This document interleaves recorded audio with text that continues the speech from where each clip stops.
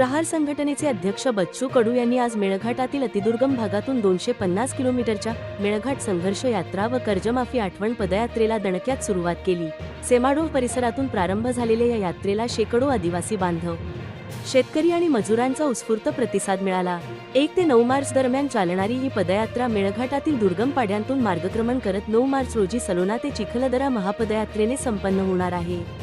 बच्चू कडू यांनी सरकारवर थेट हल्लाबोल करत म्हटले, मेळघाटात आजही रस्ते नाहीत, पाणी नाही, रोजगार नाही, माता मृत्यू आणि कुपोषणाची भीषण समस्या कायम आहे।